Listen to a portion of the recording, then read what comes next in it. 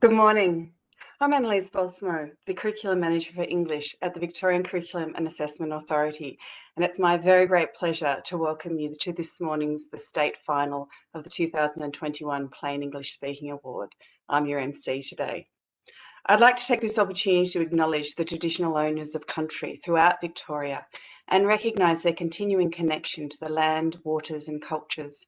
I would like to pay my respects to their elders past, present and emerging, and to any other Aboriginal people who may be present with us today. Today we have the very great privilege of hearing from 6 remarkable students who have made it to the PISA State Final. They have already distinguished themselves by making it this far, impressing our adjudicators in the state heats and the semi-finals. Taking a complex subject and communicating it clearly without jargon and without ambiguity is a skill that can be usefully applied in all areas of our lives. As an educational professional and the curriculum manager for English, I love the skillful use of language. And I also know how much work can go into making language appear simple and direct. So I congratulate our speakers today for doing this hard work well and making it to our state final. It is now my very great pleasure to welcome Mr. Chris Wardlaw, Chair of the Victorian Curriculum and Assessment Authority, to say a few words. Thank you, Annalise, and welcome everybody. I'd like to as well pay my respects to the traditional owners of the lands across Victoria on which we're meeting today, and pay my respects to elders past, present and emerging, and also at the VCA acknowledge all the important work that our Indigenous educators do with our curriculum and assessment on behalf of young people. I'd like to welcome our friends from the Australia-Britain Society who have supported the Plain English Speaking Award for many years. They've been wonderful partners and great contributors, and were part of the early inspiration for this ongoing award. I'd also like to welcome and thank our colleagues from the Catholic Education Office, Independent Schools Victoria and the Department of Education, from the various schools that we derive our participants today. I'd like to extend a warm welcome to the finalists, their families, their dedicated teachers and school leaders, and their supporters who are here today. And I know online and watching, we've got school groups who are here to support and be inspired by our 6 speakers. We know we're doing it virtually. It's become the way of the world. It would have been beautiful to be on in person, but what we're doing is gradually learning to use this medium in very powerful ways, and we'll see that this morning. On behalf of the VCAA, welcome to the Plain English Speaking Award State Final for 2021. We're delighted to be partnering with the Wheeler Centre this year to present the PISA State Final. The Wheeler Centre, as a lot of you would know, is a hub for discussion, debate, writing and ideas.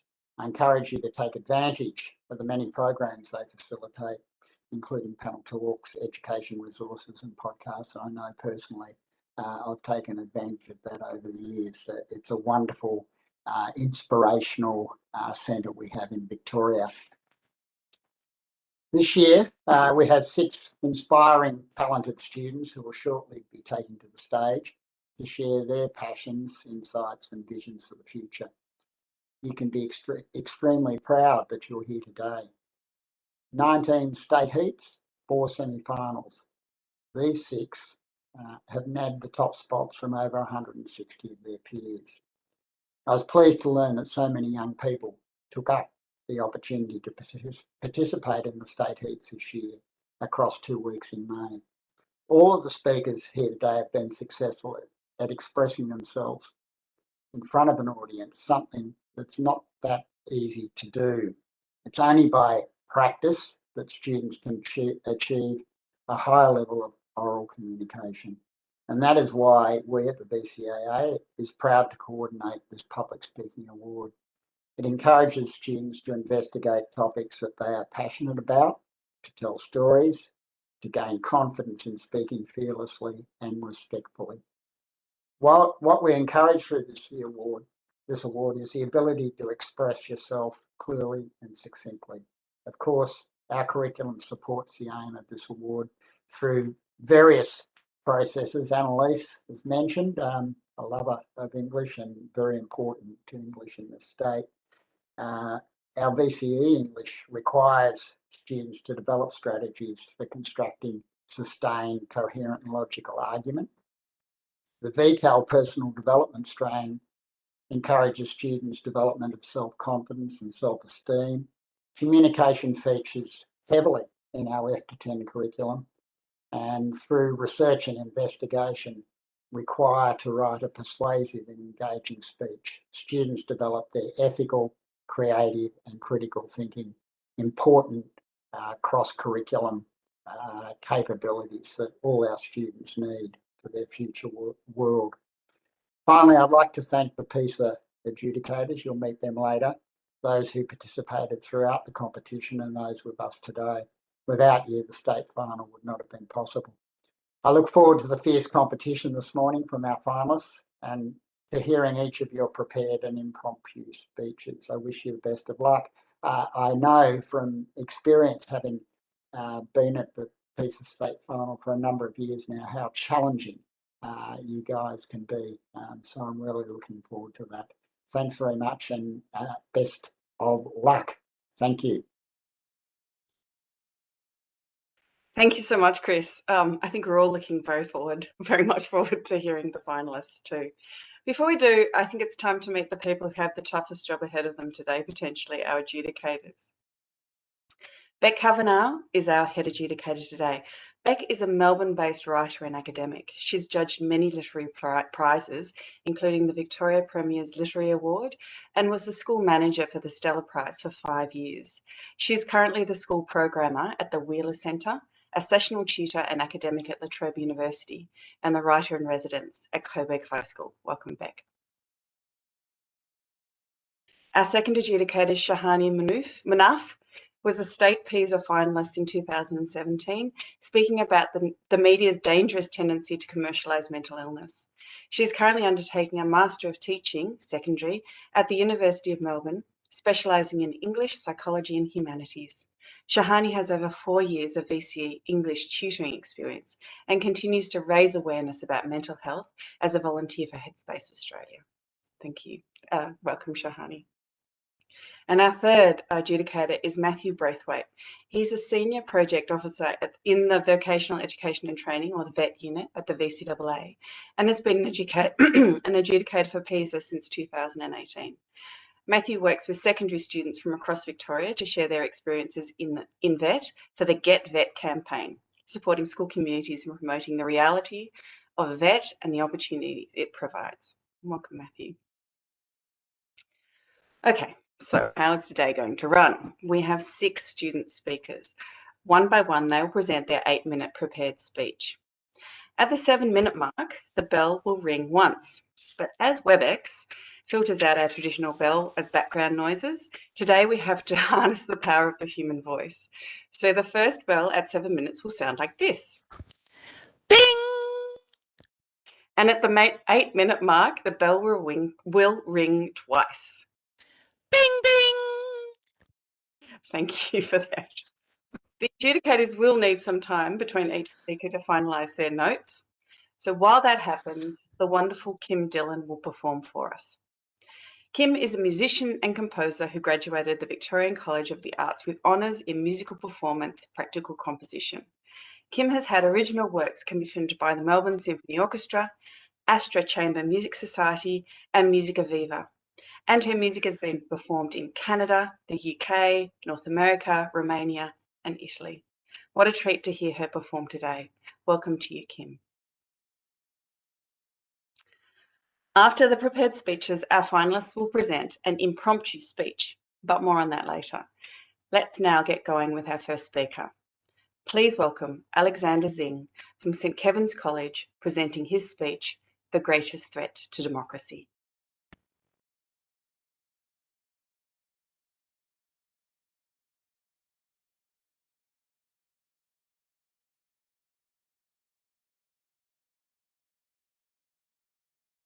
I'd like to begin with a little bit about me.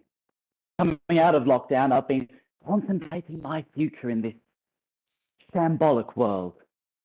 Just I consider myself quite fortunate, having lived in London, Singapore, Hong Kong, Beijing, and Melbourne. As a student of classical history, I've come to appreciate what's most important for our world: democracy. What about democracy concerns me? Democracy relies on a healthy relationship between voter and politician. The current relationship is unhealthy. It makes me question if important rights and freedoms are on the verge of extinction. Have I been the only one with these concerns? That liberal democracies are on the verge of extinction isn't a new concept. The Canadian professor of politics, Crawford McPherson, had these same fears in the 1970s. Fast forward 50 years, and writing for the New Yorker, Evan Osnos proposed that this very politician-voter relationship could be thought of like a volcano. Now, this image of the volcano is worth exploring. At its base, our democratic volcano is comprised of the collective culture of its people, which unfortunately promotes ignorance in 2021. Now, recently, we've seen the dangers of such ignorance in the United States. Disillusioned with the system, Americans violently protested at Capitol Hill. The build-up of pressure, the accumulation of ignorance, placed our democratic volcano under too much strain. And so, what did it do?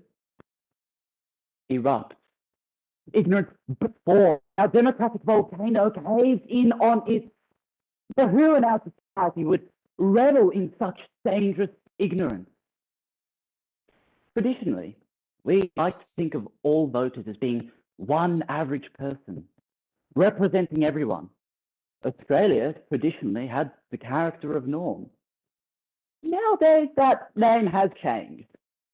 A new represents this modern Australia. So, let's meet Christian. He's the new average Australian. Internationally known as One Punch Man, the Sydney-sider who tried to knock out a horse. Christian represents a large part of Australia in one way or another. White, working class, loves watching the footy with friends. He cares deeply about the big issues, but only when they affect him. He's not open to new ideas or adapting to the times. Trusting in Kleitman, a professor from university, he's one of many Australians who just don't want to have to ask the tough questions. If it's not affecting him, it doesn't exist. Christian is one of the many white people in Australia who went to school, didn't go to university, and doesn't really see the point in tertiary education. He embodies us Australians. Borrowing from ruling class, ruling culture, it's author Connolly suggests that the workers are happy to work for the bosses, so long as they have decent pay, annual holidays, and canned votes. Christian is happy with this arrangement, so long as it protects the normal Australia he knows and loves. Big issues like climate change, gender equality, tax reform, and heaven forbid if Australia should become a republic, are just that. Big issues. Let those who are meant to be responsible get on with it. But why does Christian revel in this ignorance? To put it simply, it's because he doesn't know anything else. Christian gives off this impression of no thought because he listens to the loudest, most convenient voices, voices which don't need to be questioned.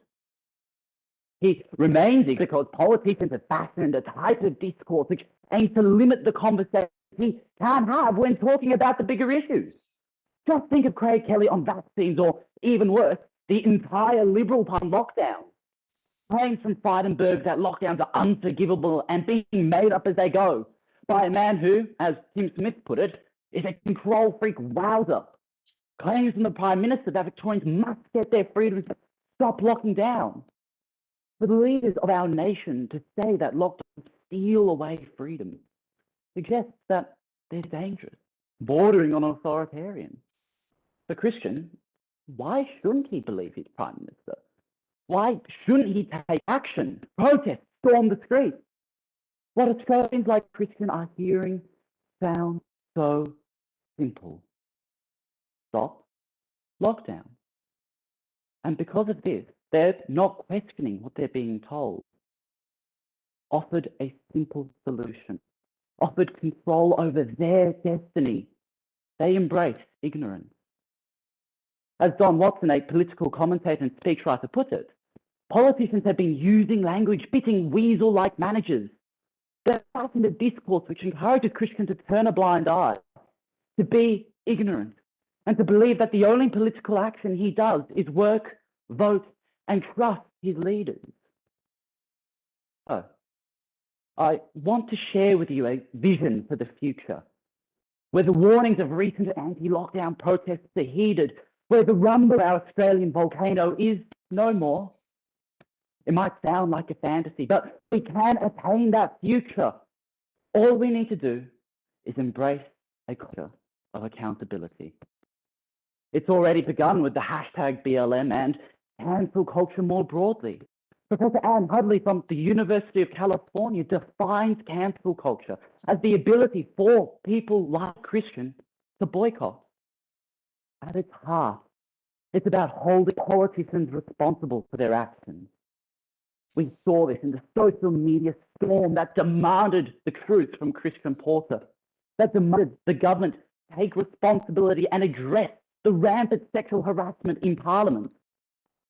This culture of accountability doesn't have to be restricted to just keyboard warriors. News sites can and digital platforms should embrace these same attitudes. When we address this ignorance through a culture of accountability, we free norm from the trap and the fog that is ignorance. As YouTube did, call out and delete the videos of Craig Kelly on Sky News spreading misinformation. So, if we truly believe in the power of voice and thought, we must rescue this shambolic world. We must challenge ignorance and embrace a culture of accountability. When we do so, we say what's truly most important, our diversity. Thank you.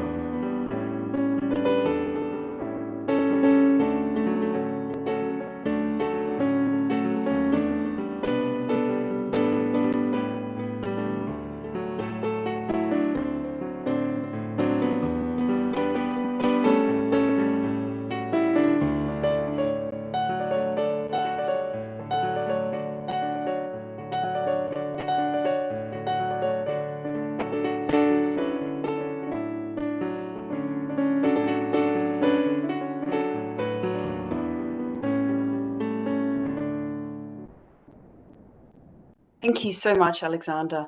Now please welcome Skylar Ruthven of McKinnon Secondary College with her speech, Wasting Away.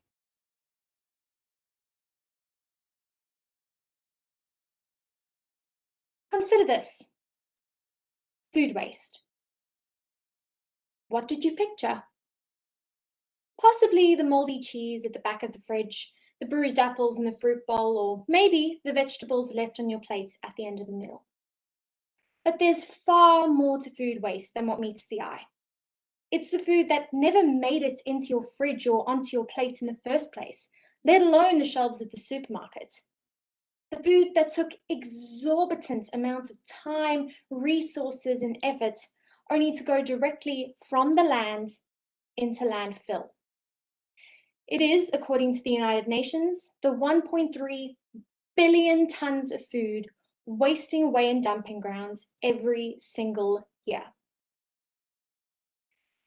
These days, many know the agricultural industry as one of the leading contributors to greenhouse gas emissions.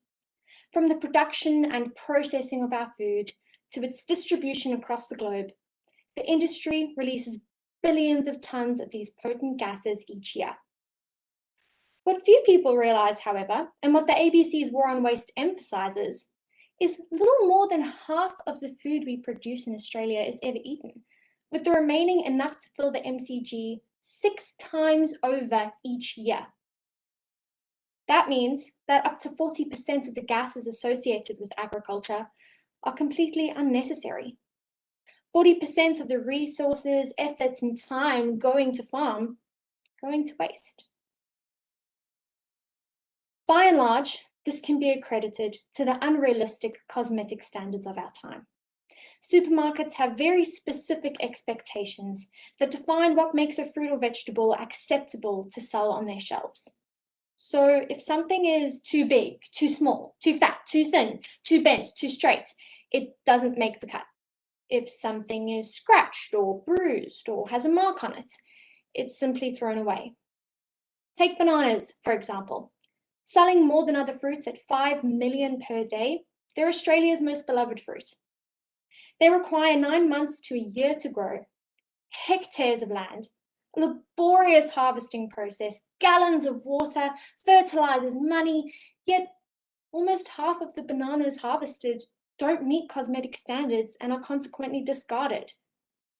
Whether the Cavendish variety aren't curved enough or the ladyfingers are too curved, millions of tons of bananas, like the 3.7 trillion apples, and according to The Guardian, 90% of our perfectly edible tomatoes that don't make the cut are simply thrown away. But as Annie Leonard pointed out, there's no such thing as a way. When we throw anything away, it must go somewhere. And in this case, that somewhere causes even more harm to our planet. When food rots, it produces methane, a type of greenhouse gas 25 times more potent than the gas that comes out of your car. In fact, it's estimated that eliminating global food waste would be the equivalent of taking 1 in every 4 cars off the road.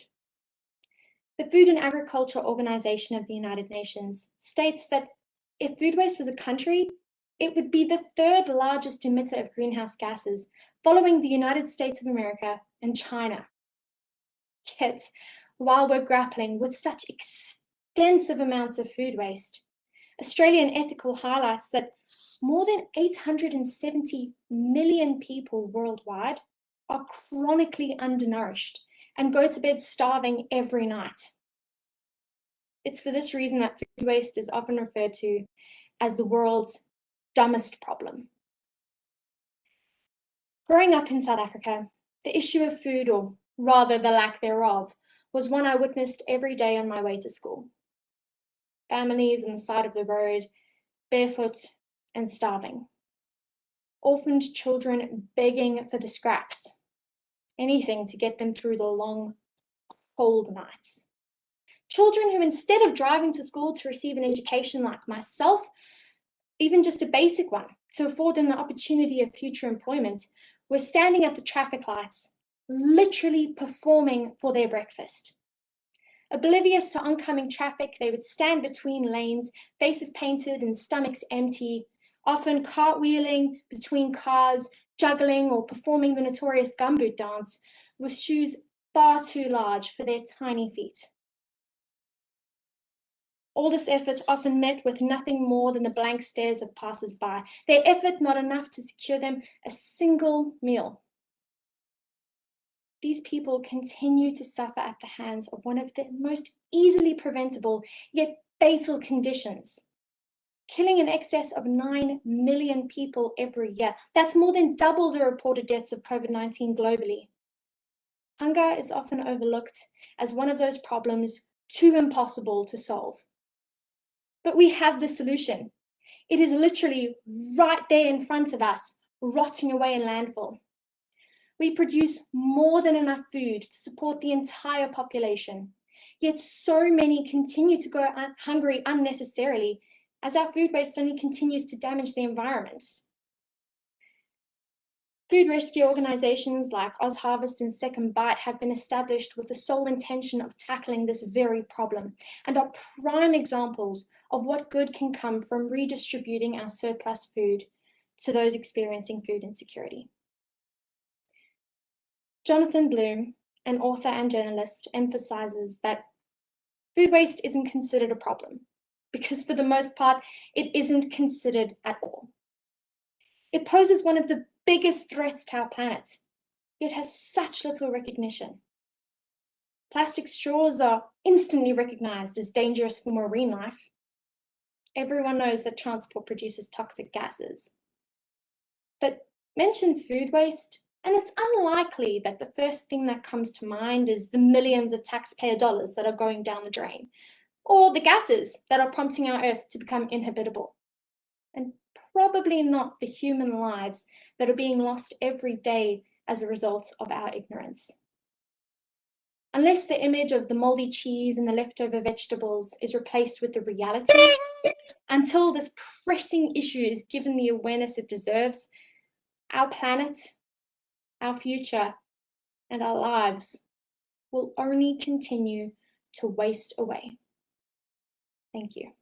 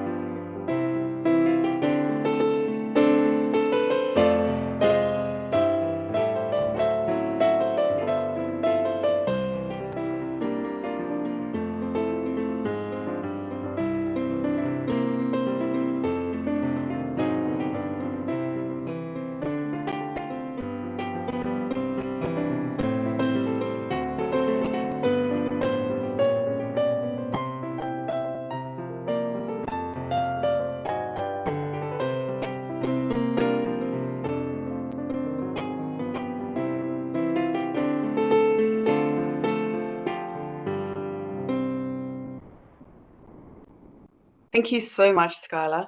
Now please welcome Gitanjali Nair from Henley and Essendon Grammar School with her speech, The Perils of Privilege.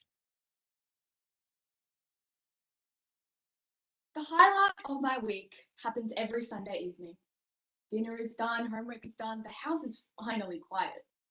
I open my laptop, log on, and wait in a virtual room for someone to do the same. That someone is my grandmother, Ammi. Ammi is 78 years old and used to live with us here in Melbourne until she returned to India at the beginning of last year, not knowing that COVID would happen, not knowing that she would get stuck there all alone. These Sunday night Zoom sessions take me back to another time and another place. My grandmother is at the place of my birth, 10,000 kilometers away in southern India, where she has no human interaction other than these Zoom meetings with us. Imagine not just the physical, but the mental strain that these lockdowns take on her. She's changed. Her silences are longer, her smiles have disappeared. She needs care, support, and medical supplies, but she just has to manage all by herself. Things aren't getting any better in a place like India. Every day we wonder, will it be too late by the time the vaccine finally rolls around for her?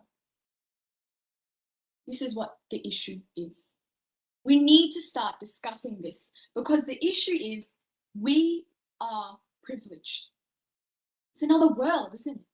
It's not our world here in Melbourne. Despite everything, despite our lockdowns, we can get whatever we need to survive. We are getting through this. We have the resources to do so. We are privileged. The pandemic has highlighted the disparity between the haves and the have-nots of this world, yet few of us have even noticed. People keen to take care of themselves and their loved ones first have bunkered down, pulled the shutters up, and chosen to look within rather than outside. Not because we don't want to, because we think that we're just holding on. This is what we need to touch on today.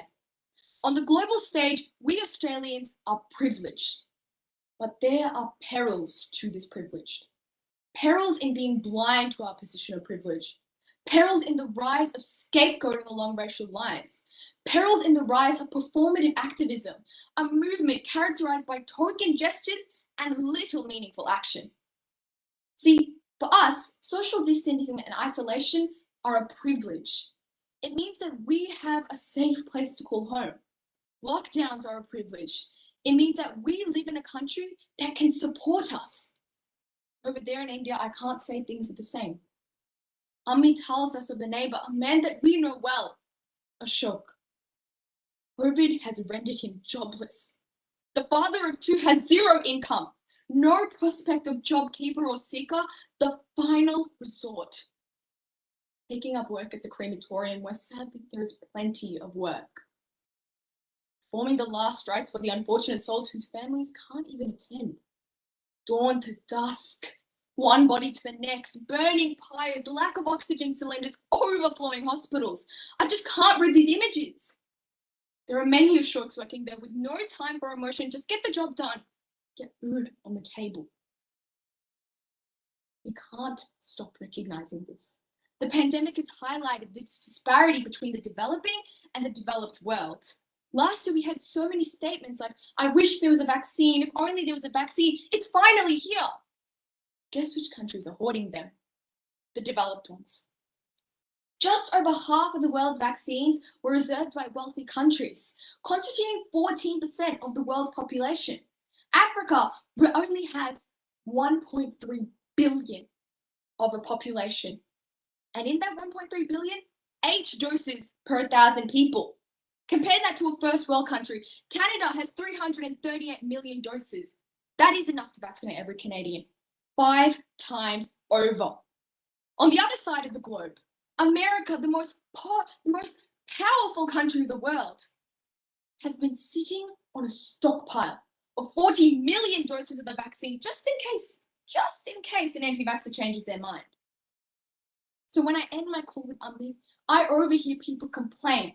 I hear them complain about the social distancing, the masks and the lockdowns. I am shocked. Doctors elsewhere are being forced to make heartbreaking decisions, play God themselves. Who should get oxygen? Who should get the bed in the hospital? Who should get to live? So yes, it sickens me when kids on my bus can't be bothered to wear a mask for 7 minutes, and healthcare workers around the globe are drenched in sweat, stuck in PPE for more than 7 hours. It's like we're in this sprint. Every country has their own lane. The finish line, that's getting out of this horror show. For some of us, the lane is clear, no hurdles. But you look to your right, there are water hazards. Some have weights on their ankles. One country is so far behind, they're almost invisible. Now, Ammi is no 100-meter sprinter, nor is Ashok. But the hurdles they face in daily life are real. The pandemic has also highlighted these fault lines, both globally and within nations, that run along the lines of race. The Black Lives Matter movement pushed us all to think and consider the privileges that we have because of the color of our skin. Even with the groundswell of such a powerful movement, racism has managed to creep out from behind closed doors and infiltrate comment sections, schoolyards, newspapers. White privilege doesn't mean your life hasn't been hard. It means that the color of your skin isn't one of the things making it harder. The recent increase in racist speech has coincided with increase in racist attacks. You've all heard it. References to the China virus, the Wuhan disease. Asians and people of Asian descent are subjected to attacks and blame, fueled by pandemic blaming. This ends now. Racism is toxic, destructive, and certainly won't help us get through any sort of crisis, let alone a pandemic. It's time for us to move on. Keeping the underprivileged, then overlaying it with the racist view of the world is how we separate us from them. My grandmother is one of them. She needs our humanity. As the American philosopher Noam Chomsky said, the more privilege we have, the more opportunity we have. The more opportunity we have, the more responsibility we have. It is the acceptance of this responsibility that I ask of us all. We need to acknowledge our privilege, yes, but do more than that. We need to stop using things as a hashtag if we don't live it as a principle. It is no longer enough. It is no longer enough for us to sign an online petition, dust our hands off and call it a day. It is no longer enough for us to hide behind our virtue signaling and selective outrage. Great start, not enough. Too many of us are not asking the uncomfortable question, what will I do to remove those hurdles and make this race fair? I'm sick of scrolling through Instagram and seeing performative reposts. I'm tired of people with two faces, an arts-activist online that can't stand up against a racist joke. It is enough. Enough with empty words, enough with false promises, enough with fake performances for social media. COVID-19 and racial are both pandemics. Open your eyes to the privilege or lack of it, but then open your mind to making that change. We have the privilege to know. Now, we have the duty to act.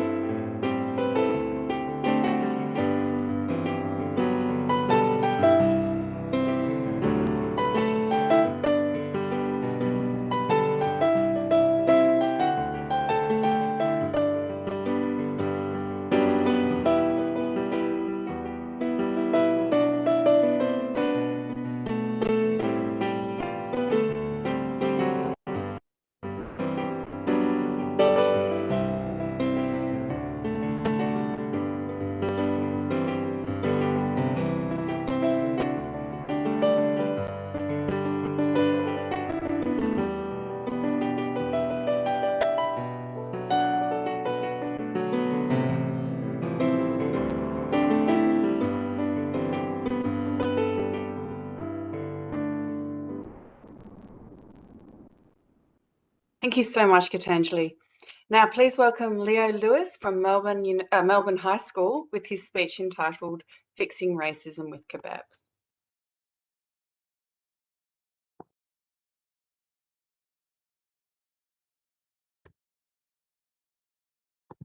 I am extremely lucky. While I come from a country and culture that xenophobes have set their sights on, I still have, as the government calls it, the fair go. I'm only here in Australia with that fair go as a product of two wars. The first was long-lasting, visceral, and one of the most brutal in recent history. The war in Iraq was at its core a war fought upon by prejudice, an idea that there were weapons of mass destruction hidden in Iraq poised to destroy the American dream. Of course, those weapons never existed. The second war is still being played out today. It's still a war fought upon by prejudice, a war against that Australian fair go, being fought on every single street in Australia, propagated by men and women in the highest seats of power. It's a war of race, culture, and xenophobia. It's an evolved form of racism. I was a 14-year-old boy last year, coming home from a 9:30 p.m. evening train, having just lost a debate. Naturally, I didn't take the loss that well, and I was stuck there with a really big sense of self-pity over what was an incredibly minor loss. But I distinctly remember how quickly everything I felt turned into a primal sense of fear as I saw him. Him, a tall, large man with an average face and unkempt stubble, lumbering towards me with a palpable manner of aggression that caused my heart to pump and my ears to throb. Sitting across from me, he said, "You're a wog, aren't you?" And he said these words with so much hatred, I was physically taken aback. Filthy leopard pig, kill yourself. Go back to Syria. This man, who I never met before in my life, was now barraging me in an overload of racist vitriol designed to hurt. He well and truly hated me in a manner more visible to me than I had ever seen before. The first and only time in my life I was ashamed and fearful over my own heritage. The only thing I could even fathom doing by this point was just repeatedly saying, yes, sir, of course, sir, absolutely, sir.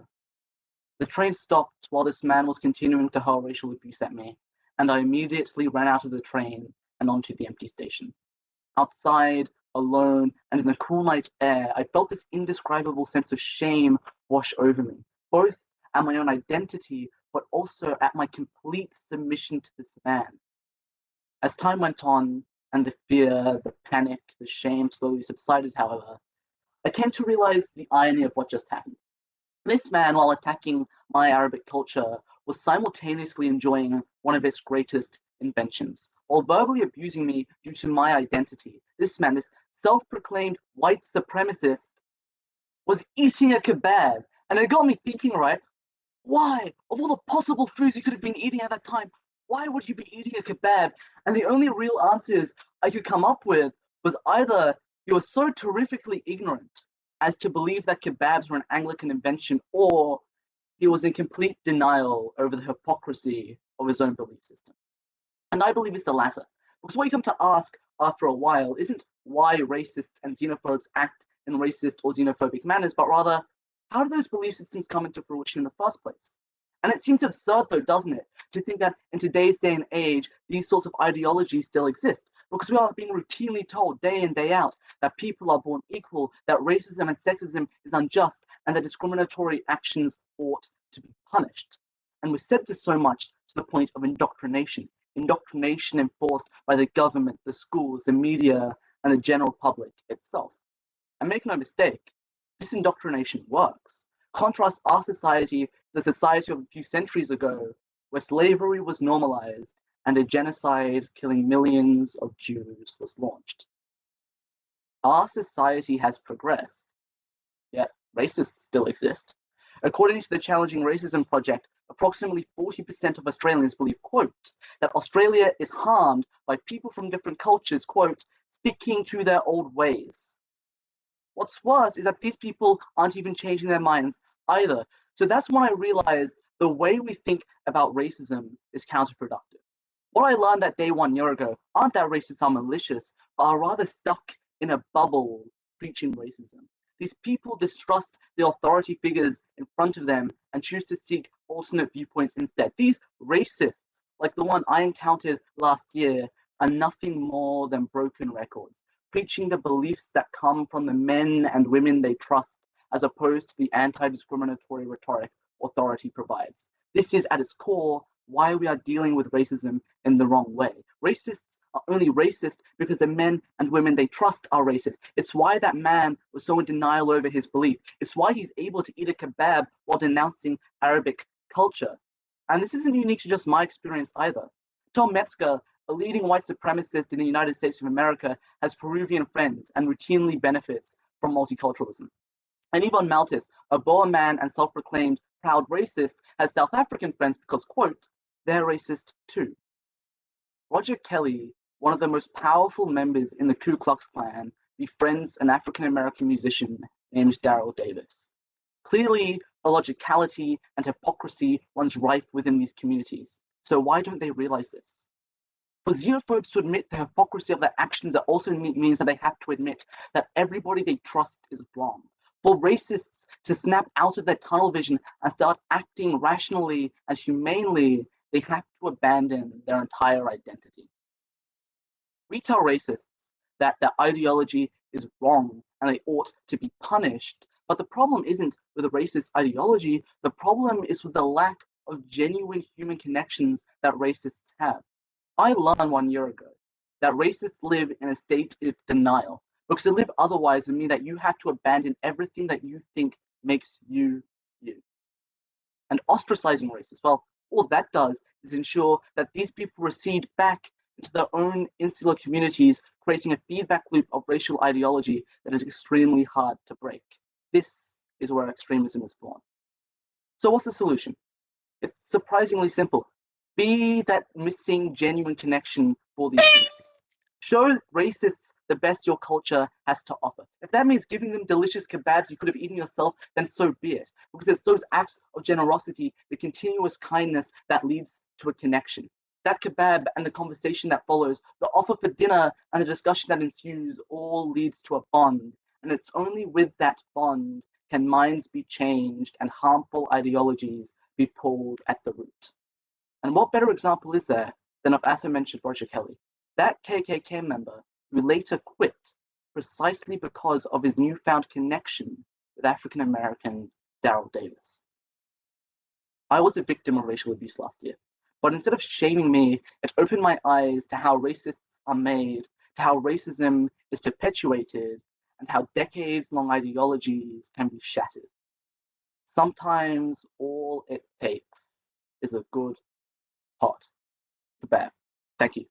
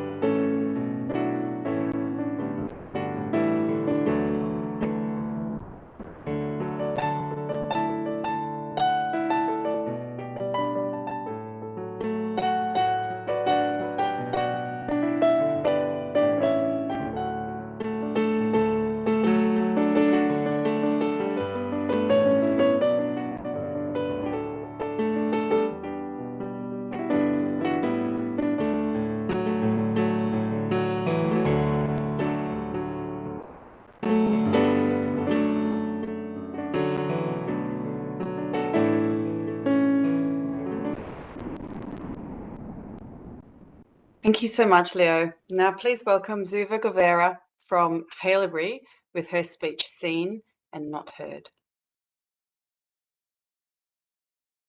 Children should be seen and not heard. The origins of this English proverb are contested, with some suggesting it emerged as early as the 15th century.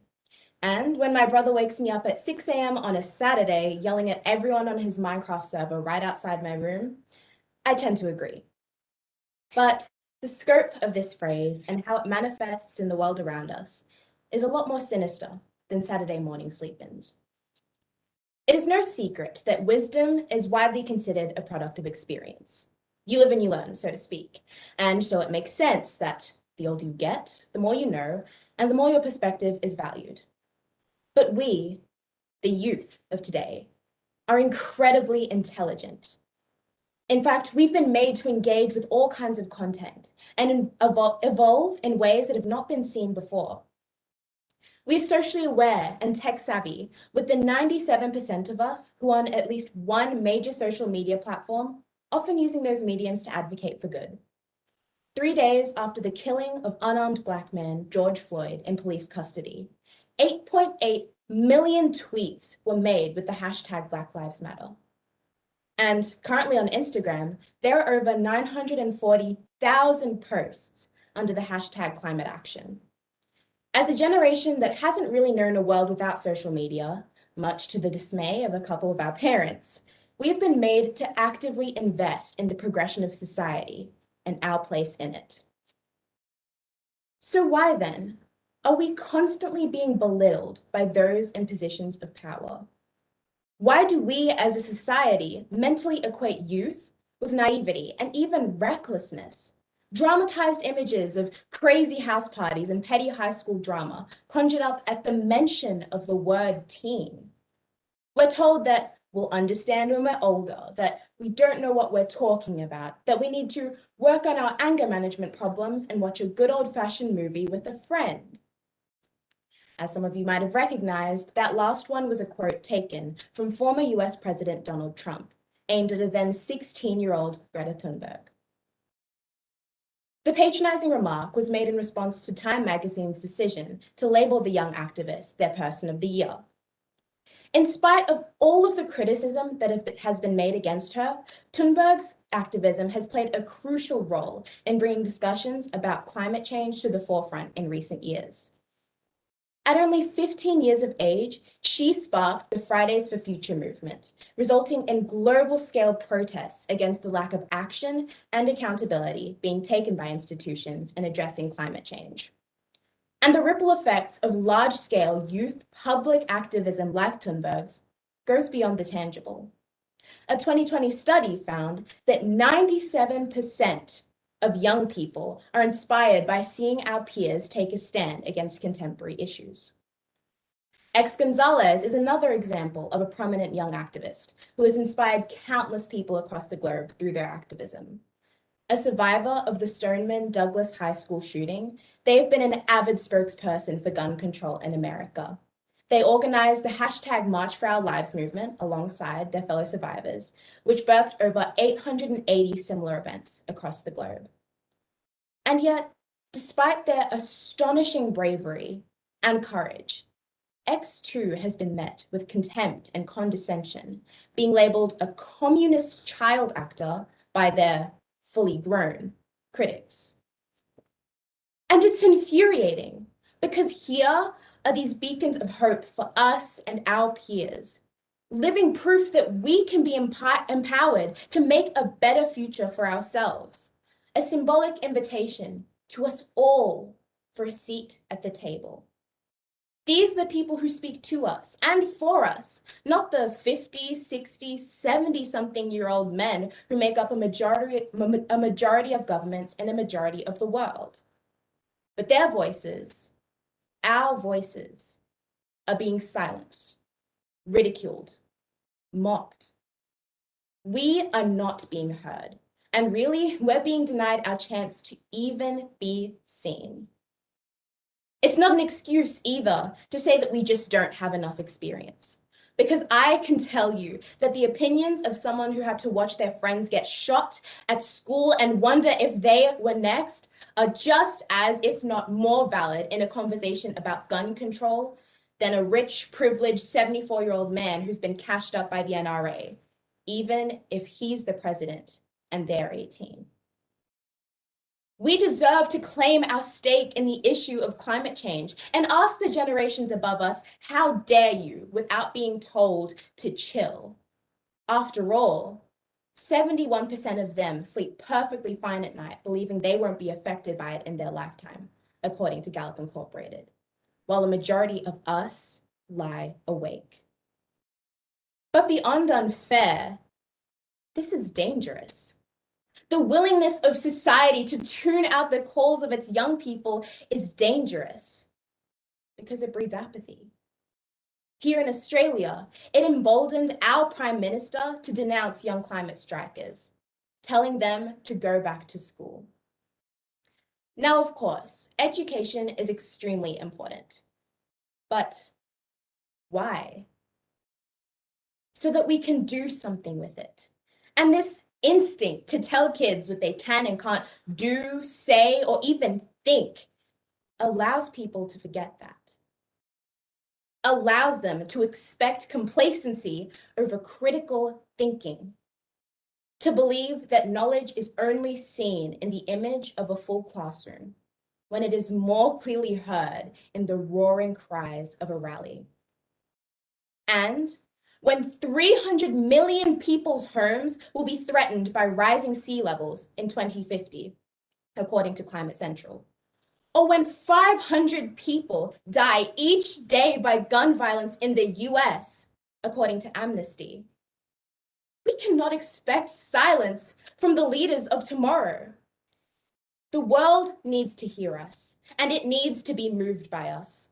Because, not to be incredibly cliche, but we are the future. And we're not just the future. We sing its song.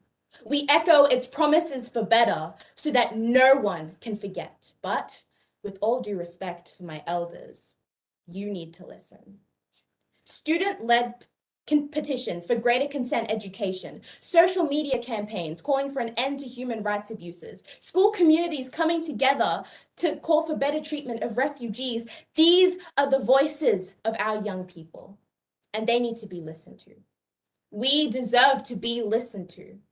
So while I still firmly maintain that my Saturdays would be a lot better without the uproar of a gaming preteen right outside my door, I do believe that society needs to stop stifling the voices of its young people.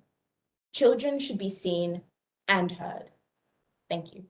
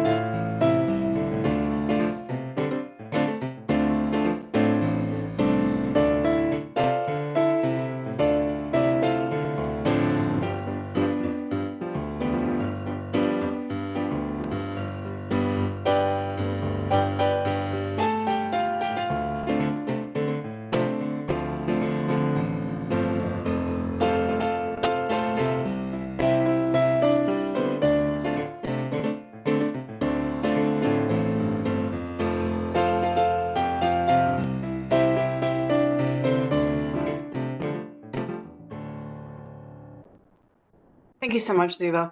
And now for our final presentation, the prepared speech section. Please welcome Leanne Sebastian from St Monica's College with her speech, Consent Education.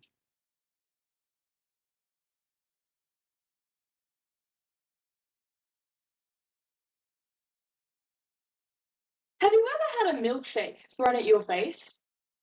Even if you didn't want it, were you told to drink it? Drink it all! According to the Australian government, this is what the lack of consent looks like. If you haven't already heard of the recent scandal, the federal government has introduced a new Respect Matters campaign in order to promote consent education to schools in Australia.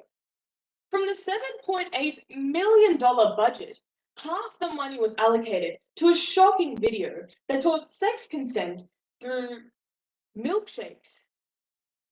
According to the government's public contract database, the Department of Education paid a digital media agency $3.8 million to create the campaign. But the money isn't the problem. The money never was the problem.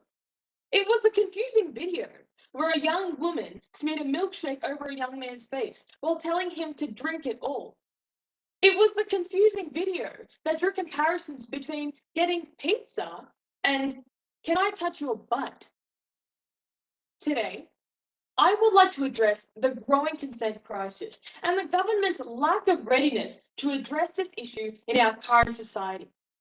The current assumptions around consent and respect for relationships are having a detrimental effect on our society. And now, we are seeing these tainted definitions bleed into the younger generations. Students like me. For clarification, Victoria's Department of Education and Training defines consent as a free and voluntary agreement to participate in an act. Therefore, it is understood that sexual consent is a voluntary agreement to participate in a sexual activity. You would think these definitions are pretty clear and self-explanatory.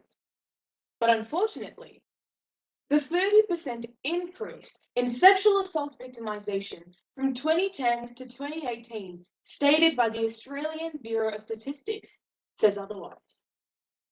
This year, the Australian Curriculum Assessment and Reporting Authority announced changes to the National Health and Physical Education curriculum regarding respect for relationships. The first time we are taught about consent comes around year 7 or 8, where students are asked to examine how respect, consent, empathy, and valuing diversity can influence the nature of their relationships. In years 9 and 10, this expands to include the role of power and challenging difficult attitudes.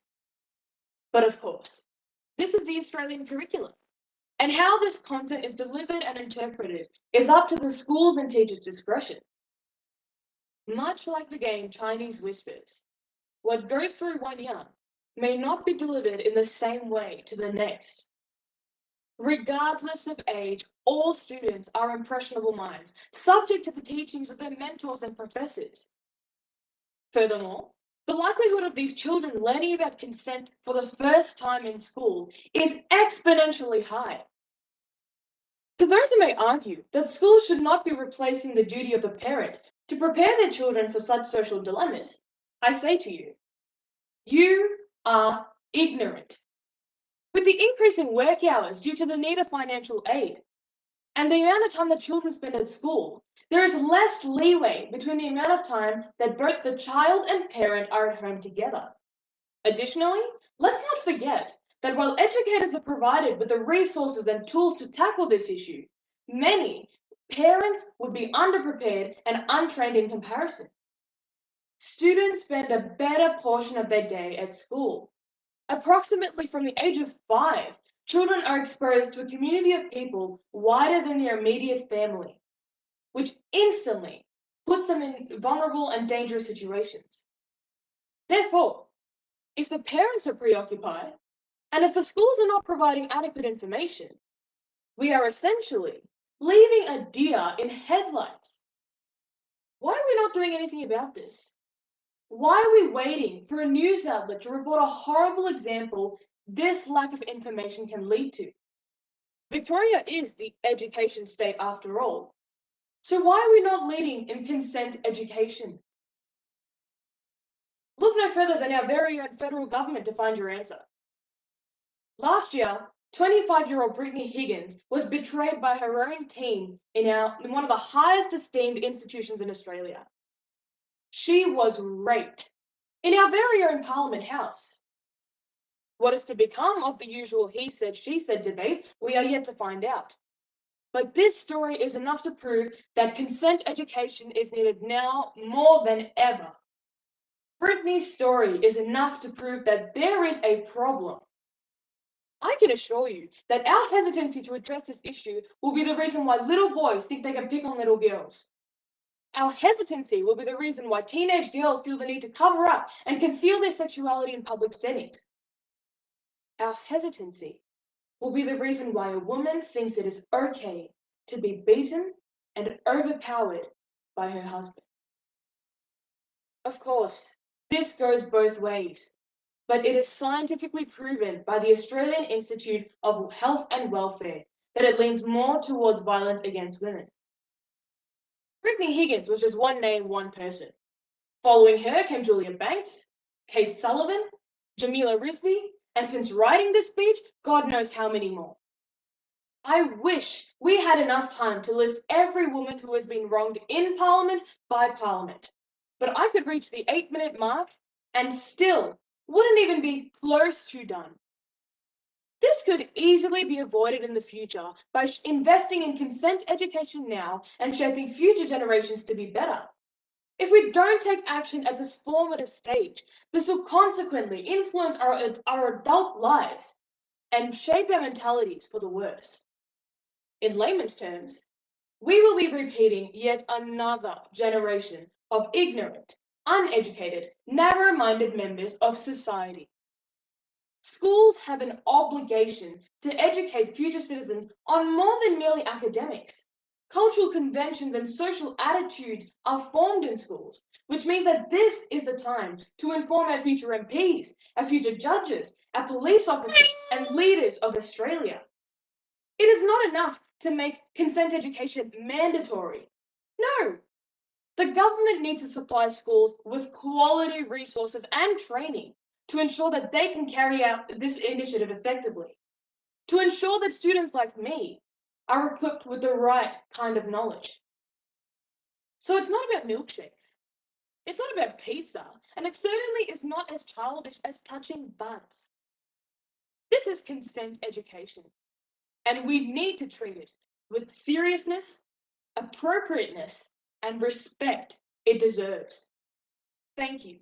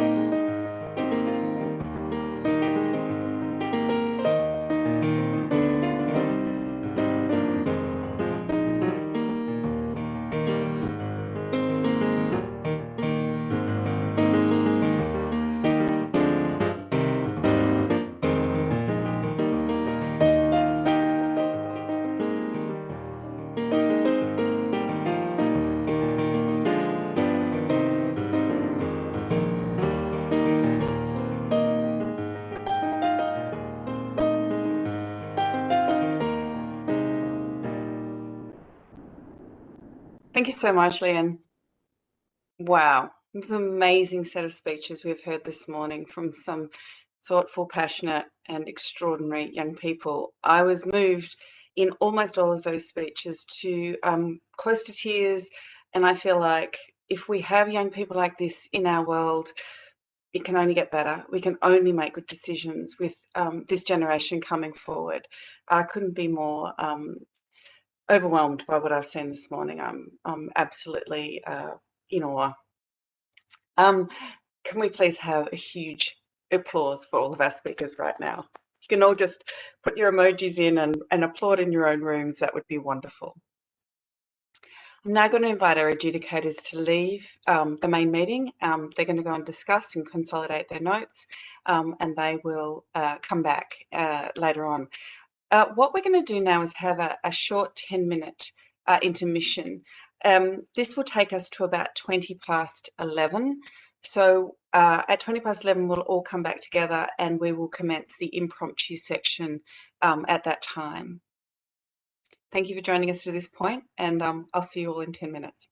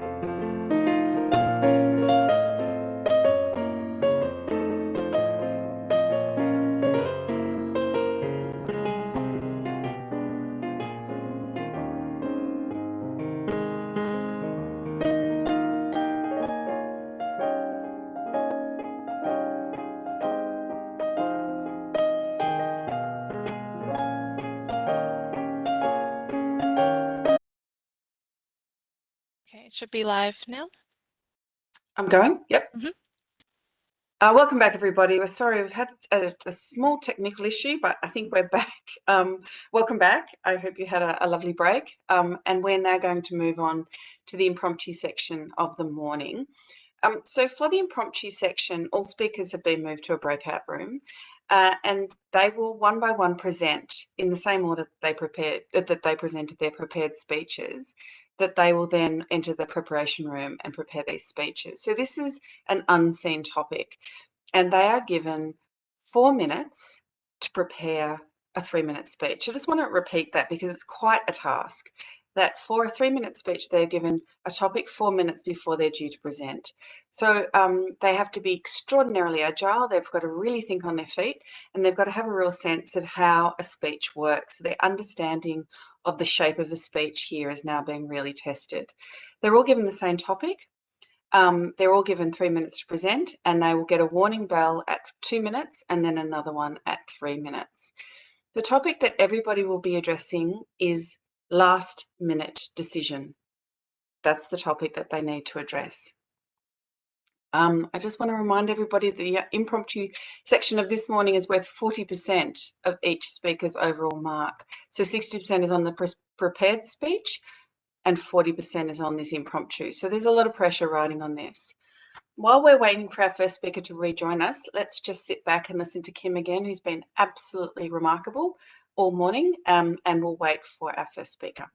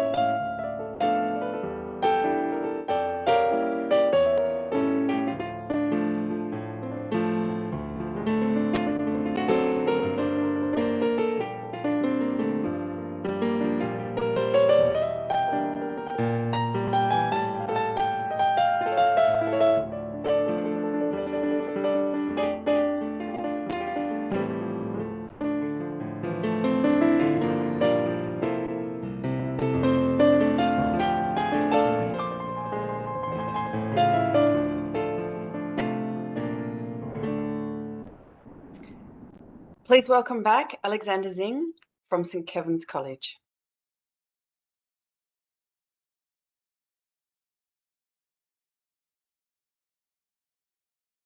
Last minute decisions. There have been quite a few in Australia of late. They appear confusing and often spontaneous. And they have many of us ask one question: has Australia lost the plot? Our record on COVID, long admired around the world, is unravelling before our eyes, and it appears to be our nation unravelling in front of us too. Because of last-minute decisions, spontaneous, offhanded comments, we've realised our nation is divided by politics, by race, by wealth, even by states. And this has given us a little bit of a problem. Because of some last-minute decisions, some ill-informed comments, our federation, something which has been around since the 1900s, is starting to die right before our eyes. And we know this is true. We see it right now with Centrelink today announcing that over 11,000 people who needed the financial support they got because of lockdown are suddenly losing it. They have to pay it back.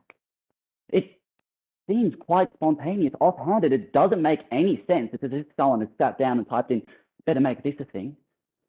These people are losing their businesses. They don't know what's going on. They're angry at a federal government. They're angry at their states. They're angry at others.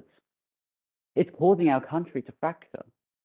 We're divided by politics because we have offhanded comments from premiers such as Gladys Berejiklian going, well, Victoria's not getting our vaccines, or from our own Dan Andrews saying, Scott Morrison, Prime Minister for New Wales. With what appear to be offhanded, spontaneous comments made as a last-minute decision while speaking, it's dividing our nation. They're setting state against state, people against federal government. And because of this, people are being lost in the middle. We're having harms arise for all those people with small businesses who are now having to pay back for finance, for all the people confused on COVID vaccines because it said one thing and the target said another. We have a divide between our nation arising, and it's not healthy, it's dangerous. And we have to do something about it. All we have to do is embrace the moments of national unity that we do have. We saw it with the Olympics. When we thought about what we were saying, when we thought about the message we wanted to send, we were able to unify a country. We saw celebrations from Canberra to New South Wales to Sydney. And in this moment of unity, our nation was restored just for that moment. All we need is for our politicians, our news organisations, our just normal folk on the street to take a moment, to pause, to think about what they're going to say, to not make right decisions. And from this, we can restore Australia and save our federation. Thank you.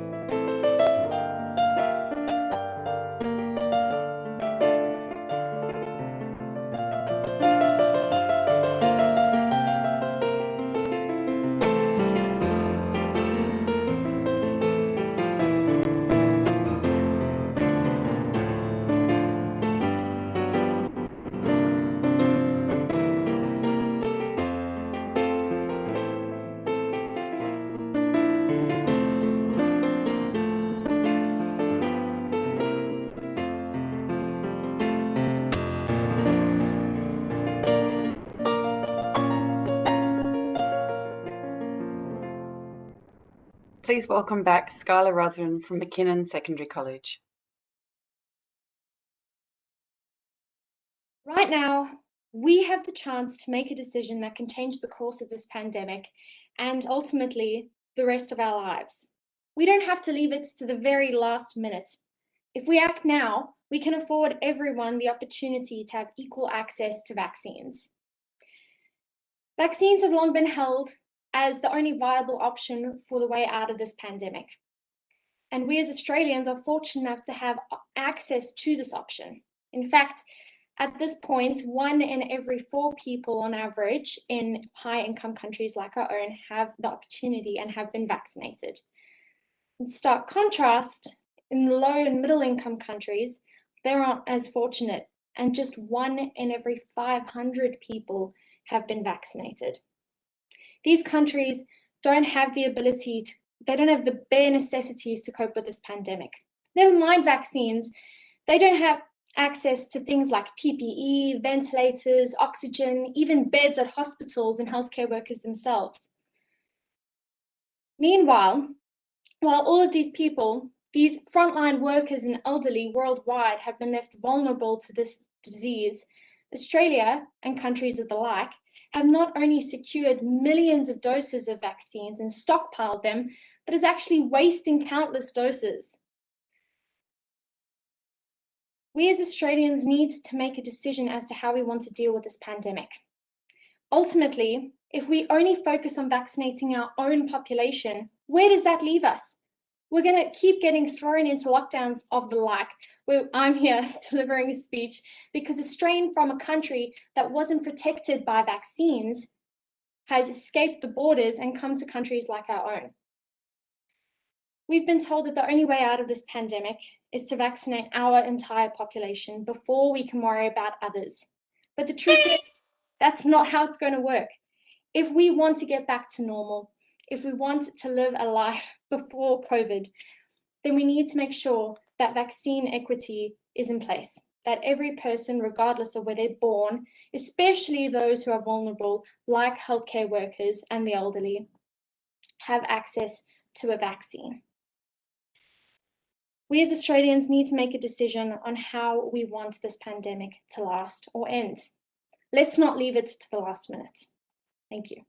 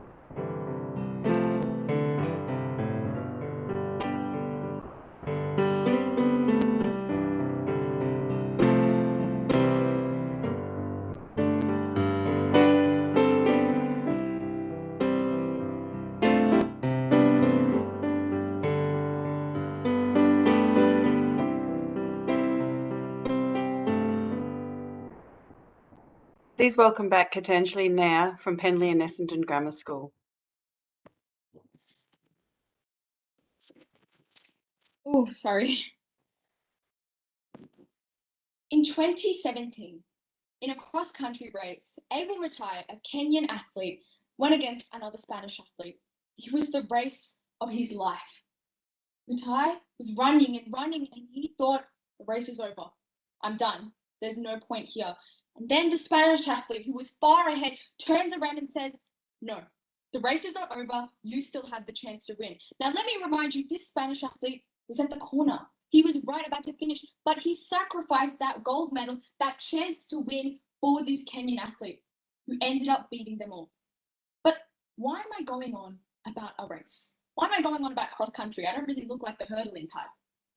The thing is, that last minute decision was life changing.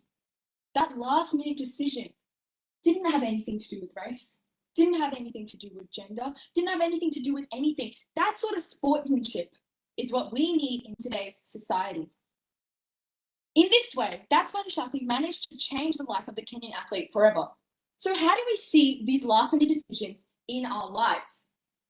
Racism is prevalent now more than ever. And as a society, we are capable of making these last minute decisions to lift each other up. Because as a child of an immigrant, I've heard stereotype after stereotype. From being called, hearing my peers call my mother a tiger mum, to being called a curry myself. I don't deserve this. What's worse is never once did anyone standing next to me call it out and say it's wrong. They awkwardly chuckled and said, oh, sorry, that's a bit funny. They awkwardly chuckled, and I understand that is how you deal with awkward situations, but that's not what we need. That last minute decision to stand up and say, hey, what you just said was wrong. What you just said is perpetuating harmful stereotypes. That last minute decision was absent. But it doesn't need to be a last minute decision. And that's what I want to say today. We can cultivate these sort of ideas and attitudes from a young age. We need to spark conversations. We need to challenge these stereotypes. We need to ensure that people are able to lift each other up in the same way that these athletes were. The onus doesn't need to be on people of color to get through these things. Doesn't matter what color, what race, what gender you are. You just need someone to fall back and say, you've got this. It's fine. The finish line is right there. The greatest discovery of my generation is that a human being can alter another's life by altering his attitude. William James. Let's channel the sportsmanship. Last minute decision or a long time decision, and change the world that we live in. Thank you.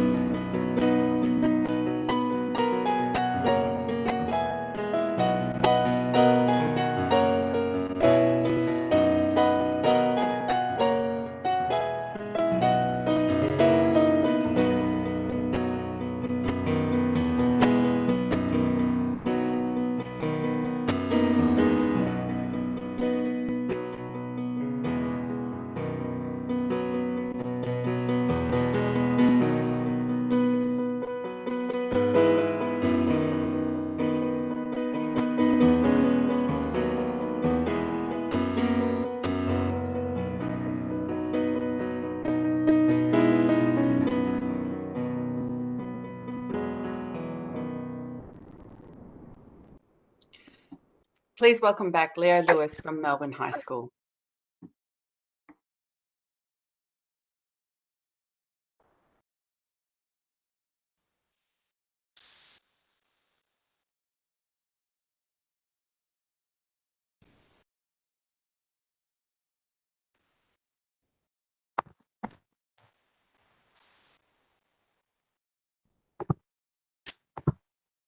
I had a dream.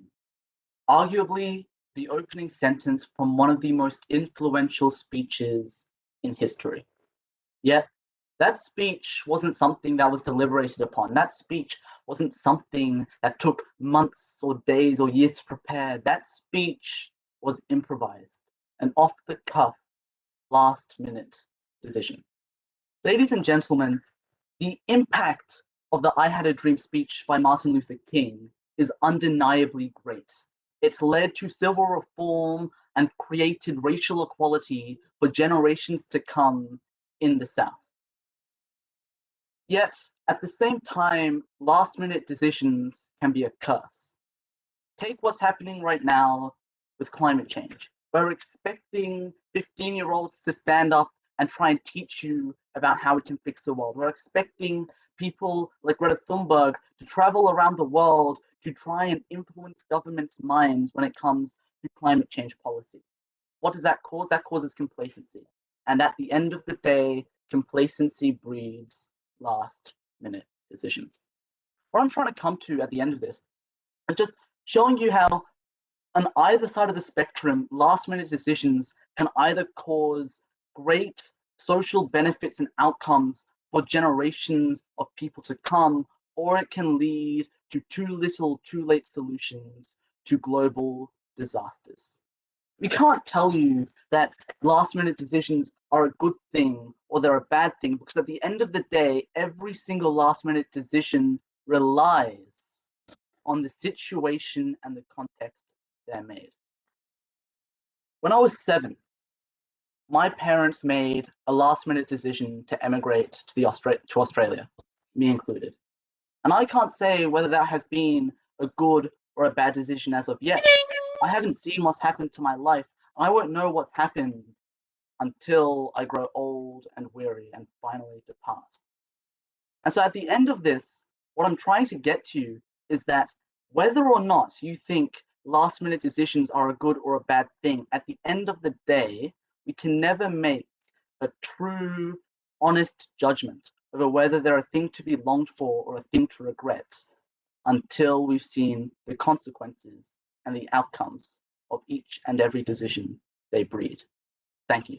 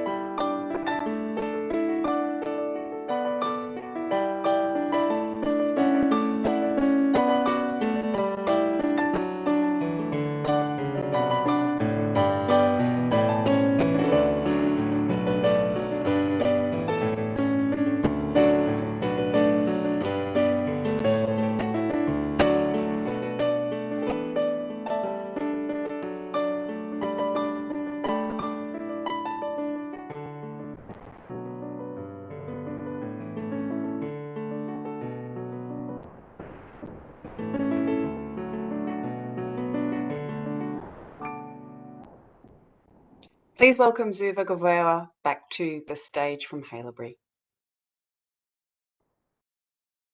Spontaneity is something that I dread. As a chronic overthinker, I am partial to catastrophizing, to looking into the future and wondering what burdens it may bear. But sometimes life will present you with opportunities without the time to plan for them. Sometimes you have to take a leap of faith, and sometimes it doesn't come with time. In fact, me standing here was a last-minute decision that I made. I was offered the opportunity by my school to participate in PISA, and at the last second, I decided to take it up. And what I've learnt is that sometimes these last-minute decisions are the best ones that you can make. You see, there is a science behind comfort zones and staying where you feel coddled. We like routines as humans. We don't like to project and risk a potential downfall because of the things that we're not sure of. A fear of the unknown is something that's actually quite common amongst many people. But the thing is, if we stay in these comfort zones, which sometimes can be a benefit, we risk not moving forward in our lives, and we risk not allowing ourselves to grow. And this is why you constantly see plastered on motivational posters to get outside of your comfort zone and make that last minute decision. And this doesn't just apply to me as an individual. We need to see this reflected in society. People who are innovators, expanding tech, brightening our futures with what they know, only know these things because they took a chance, because they didn't let what they didn't know stop them from finding out. We need to tackle world issues, and we need to satiate our hunger to learn more. But we can't do this if we are constantly being confined by the things that we are scared of. Spontaneity, like I said earlier, is not an easy thing to grapple with, especially if you're anything like me. But if we want to advance not only as individuals, but as a society, we need to recognize that it's not something to be scared of. That not having time to plan in a last-minute decision, or not knowing what awaits you in general, is not something to be afraid of. It's something to actively seek. Thank you.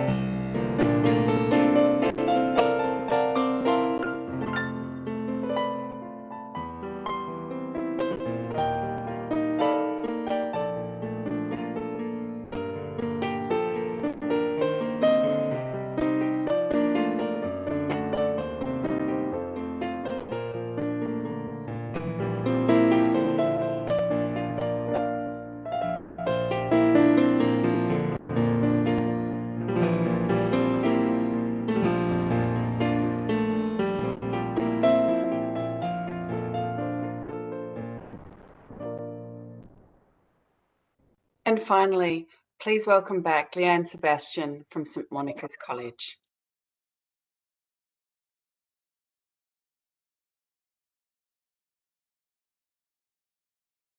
I have to be honest, I'm a planner.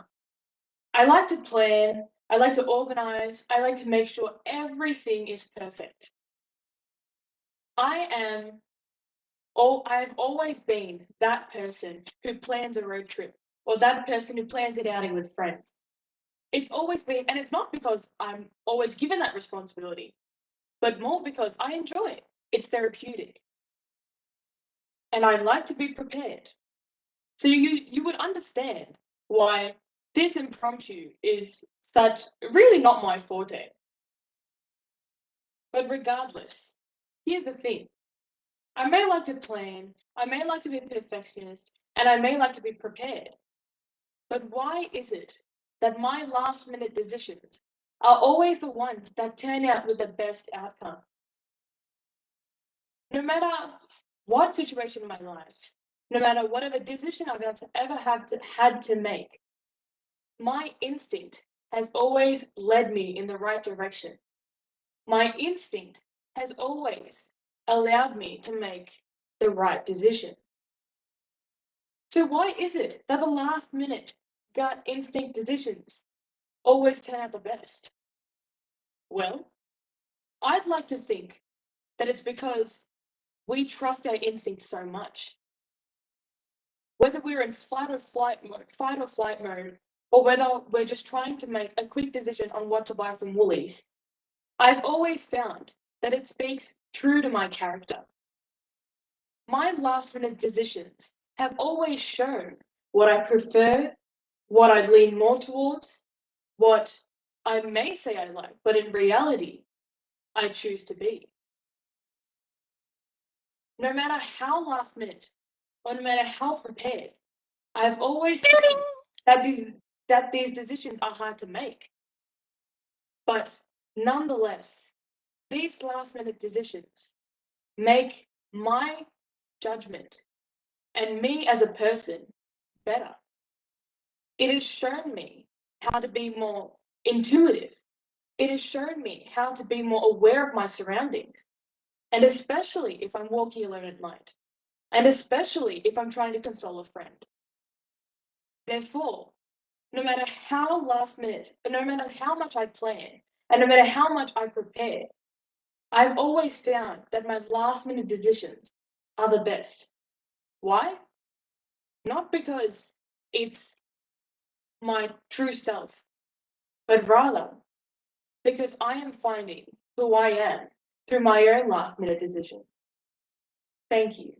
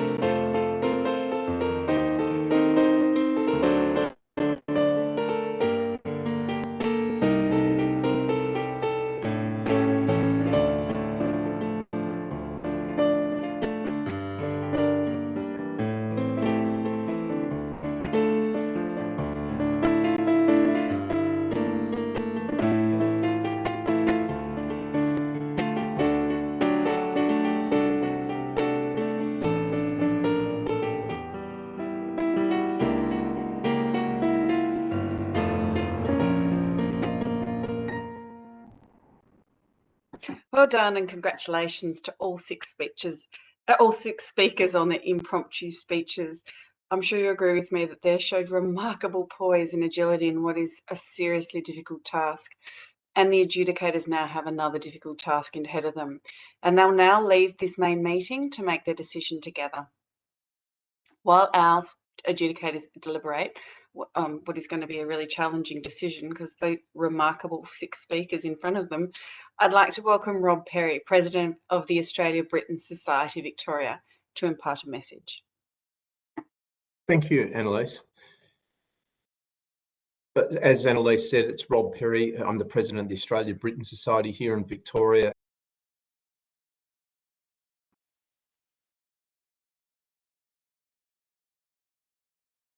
And yep, we're live again.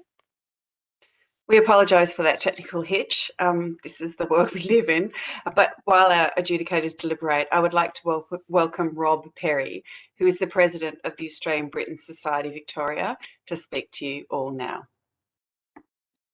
Thank you, Annalise.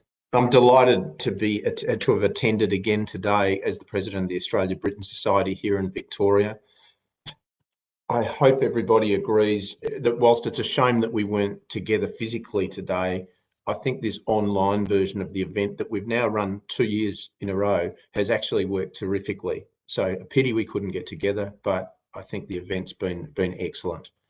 The topics have been both highly interesting and also challenging. I mean, some of the topics are challenging topics, and all full credit to the presenters today for their thoughtful topics and presentation. Public speaking is always a challenging issue. Over the years, a number of polls have been conducted, and people often profess to being more fearful of public speaking than they are of death. So congratulations not only to everybody today, but everybody that's actually participated in all the lead-up trials and events leading up to the final today. Public speaking is such a critical skill, and the ability to communicate is such a critical skill. I work in the business world, and unfortunately, it's not as prevalent as you would hope. Just a little bit of history on the Plain English Speaking Awards. The Australia-Britain Society has been a proud supporter of the awards since its inception in 1977. The awards began in that year as part of the celebrations for the Silver Jubilee of Queen Elizabeth II. The event proved so successful that it extended to other states in 1978 and has continued as a national competition ever since. The original Plain English Speaking Awards committee included Commander Michael Parker, who was former private secretary to the Duke of Edinburgh, Lindsay Thompson, who became our Premier, but at the time was Victorian Minister for Education, and also members of the Australia-Britain Society. This group agreed that there was a need to establish a competition amongst young people in Australia to promote the use of plain English in both speech and in writing. The definition of plain English developed at that time remains the guiding principle of the competition, and it is as follows: the use of the right words in the right way to convey our meaning in the clearest, simplest, shortest, and most courteous way that is possible. It is the job of plain English to tell the other person naturally and unaffectedly, pleasantly and persuasively what we want them to know. So that's the definition that sort of guides our competition. Each year, we continue to be astounded and so proud of what this competition allows young people the opportunity to do. I agree with Annalise's comments about the talent coming through for our future. It puts us in very, very good stead.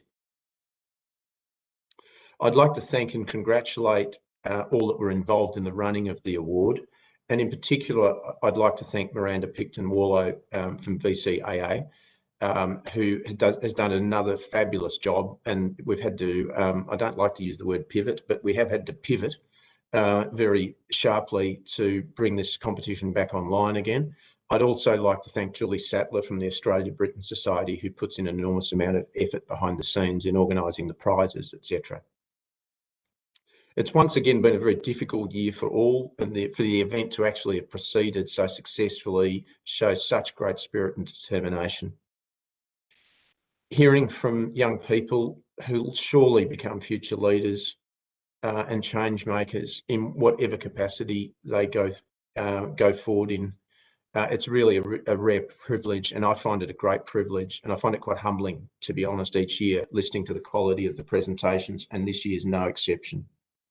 So to the students, family and friends and supporters, congratulations on being involved.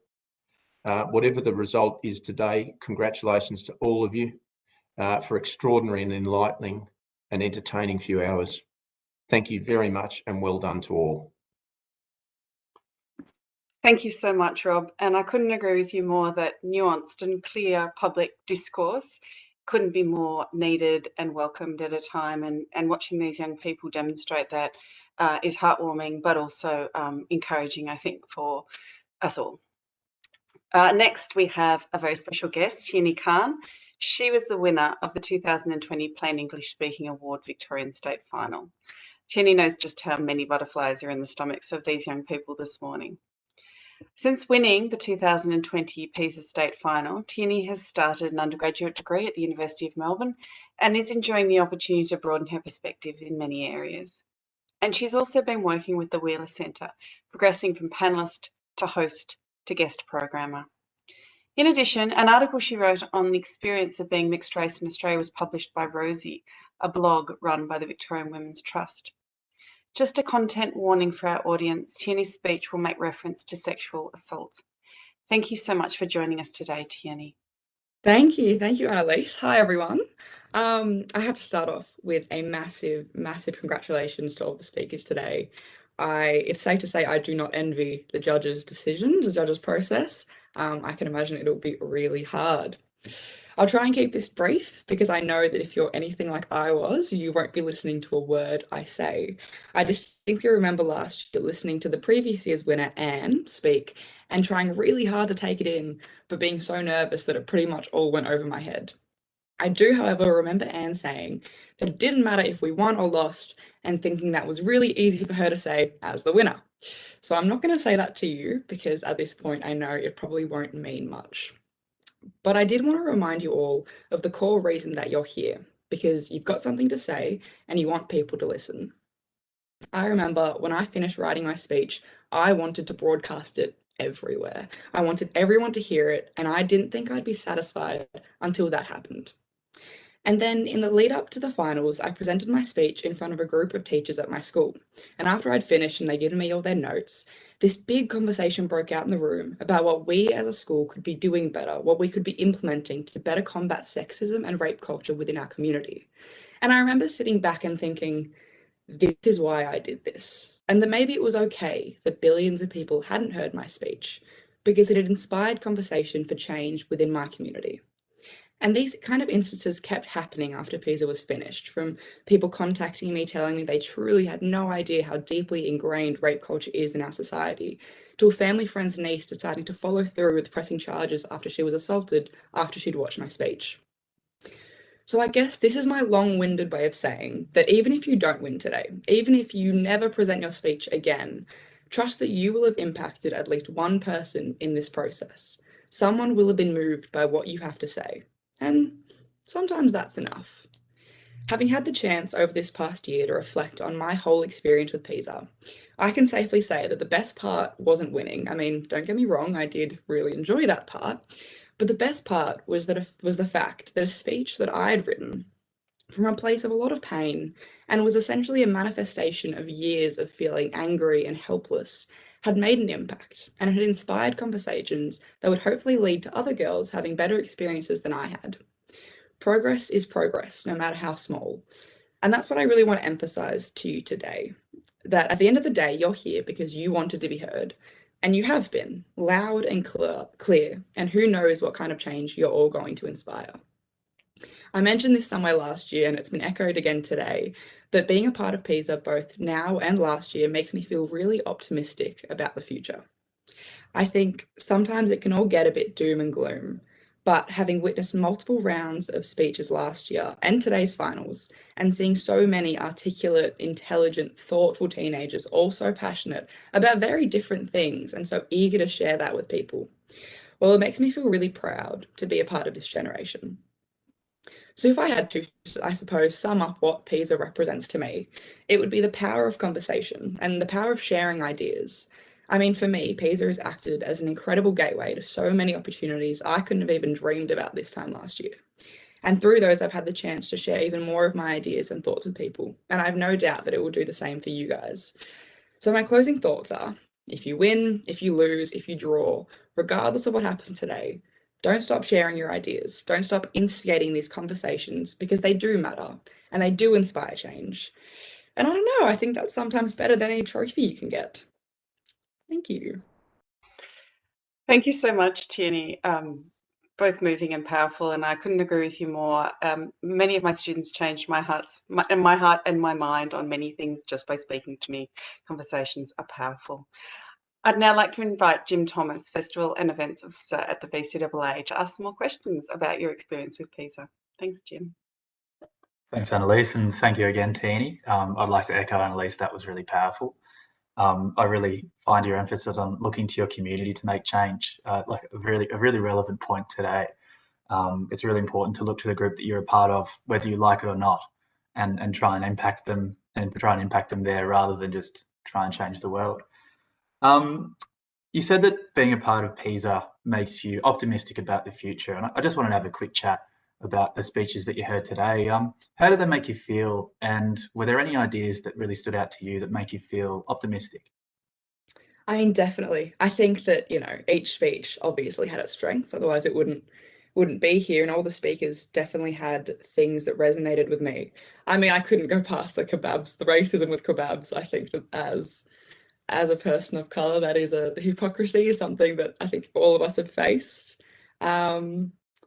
Yeah, I think they all had their strengths. They all had very powerful ideas. I think it was incredible to see the diversity in the topics and the passion.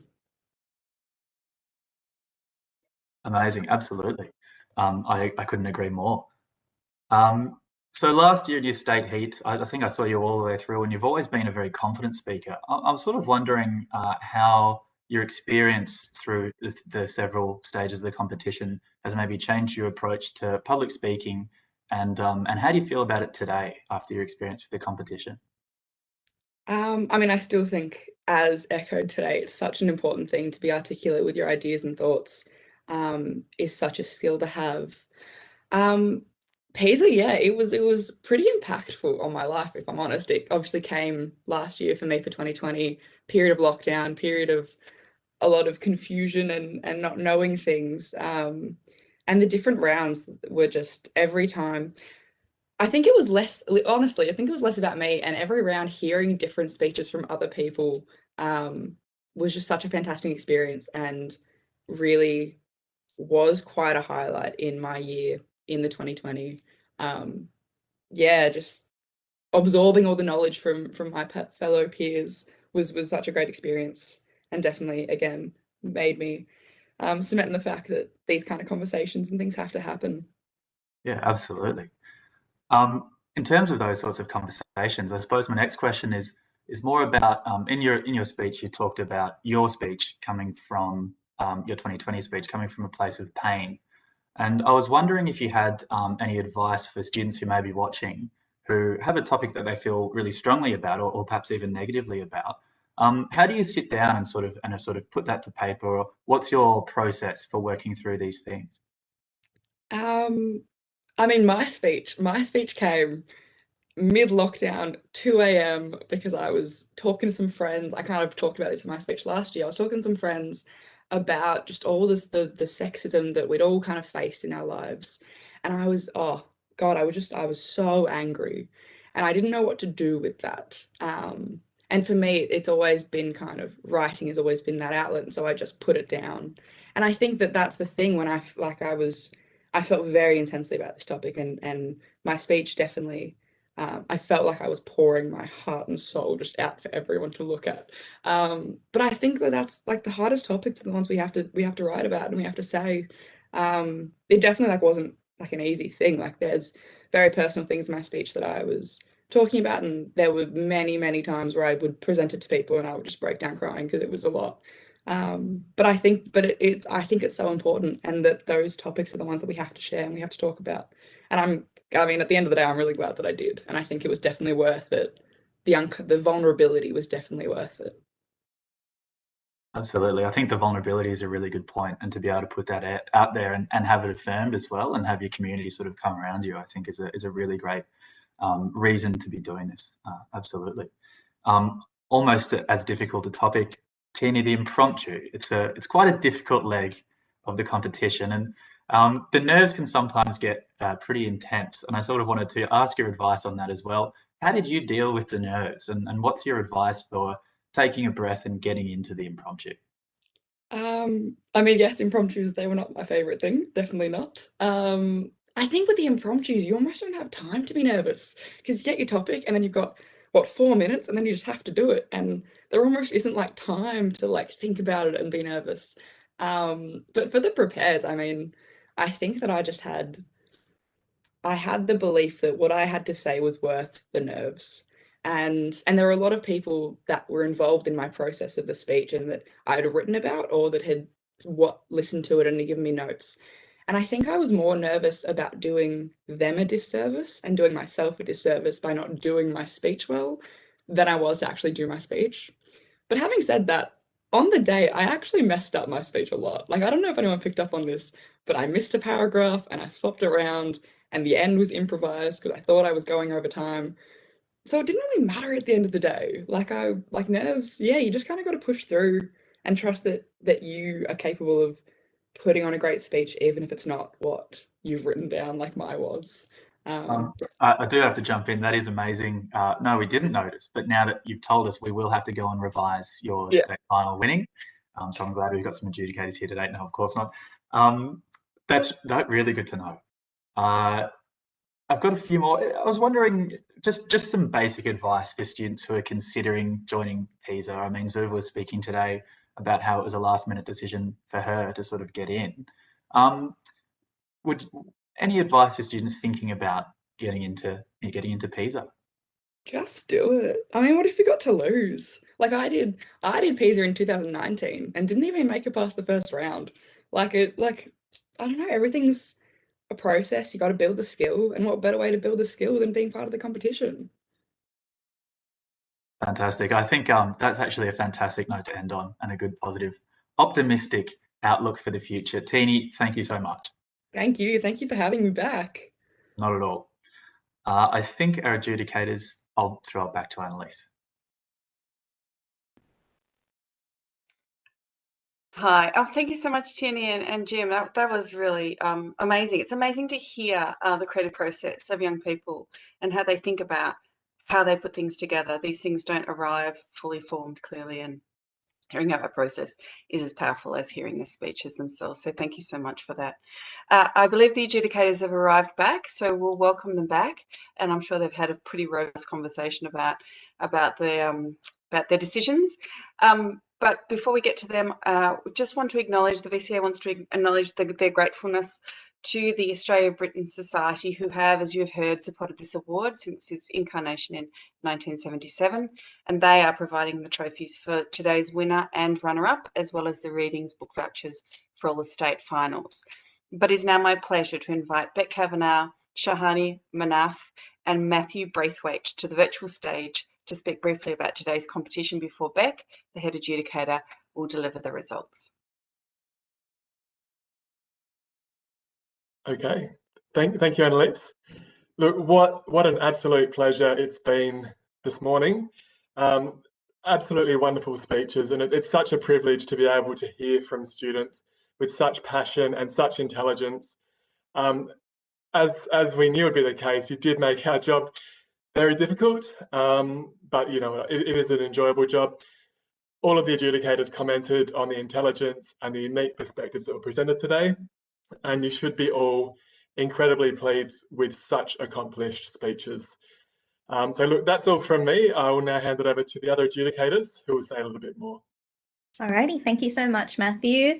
Yeah, just touching on that, last minute impromptus are always difficult. Trust me, I've been in your shoes, but you all did such an excellent job in articulating your thoughts and also showing us a bit of your personality. So that was lovely to see.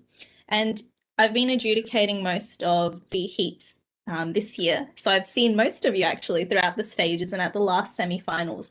And it's really clear to see how much of your hard work has come through and the amount of passion that you guys are bringing to the table. It's really lovely to see. And I encourage those of you who are in year 11 to come back to the competition next year and definitely participate again.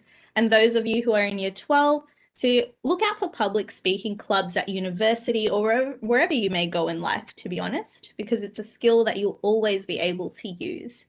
But I will pass it on to Beck because I know everyone's waiting for the announcement. Thanks, Shahani. And I just want to echo Shahani and Matthew that it was such a privilege to adjudicate today. As always, these speeches are such high standard and powerful and significant. And in addition to that, you all transferred your words to an online forum so quickly and so generously. And I'm very, very grateful to have been here to share in that. So without dragging on, I'm going to announce our runner-up and our winner. So in runner-up position today is Leo from Melbourne High. Leo, congratulations. Both of your speeches were amazing, and all of the judges commented on the intelligence and depth that you brought to your prepared in particular. Following that, virtual drum roll, please. Congratulations, Leo. Our winner for today is Zuva from Haileybury. Zuva, your prepared speech was timely and intelligent. You've got a beautifully natural speaking tone, and the personal connection that you brought to your impromptu was a delight. So thank you both, and congratulations to everybody involved. You did a fantastic job. Thank you so much to the adjudicators, and congratulations to the runner-up and the winner. I was very inspired by both of your speeches as well. I'm so pleased for you both. But congratulations again to all the finalists. You're all unbelievably moving, incredibly inspiring, and please continue to speak in your community and in the wider world, because the world needs to hear your voices. The winner will be sent the Perpetual Trophy, and that will remain at the school for a year. So enjoy that, Zuva, with your school. It's been such an exhilarating morning, and thank you to everybody who's joined us. We really witnessed an exceptional group of people presenting to us today. I want to thank everybody for all the hard work, all of the support you gave these young people, and for those young people themselves, for coming in, for turning up, for letting their voices be heard. There's a number of people that need to be thanked before we wrap up for the day. I'm sure you'll all join me in thanking Kim with her wonderful performances today. Her talent and her wit added so much to the event, and it was really enjoyable to hear the songs that you were playing as we waited for each speaker. I'd also like to thank the Wheeler Centre for their commitment to the competition this year. Thank you to Beck, Shahani and Matthew for adjudicating the final, and for your thoughtful comments to the speakers. A big thanks to the parents, the teachers and the students for all turning into this live stream today and for participating. This concludes this year's PISA State Final. Thank you all, and have a wonderful afternoon.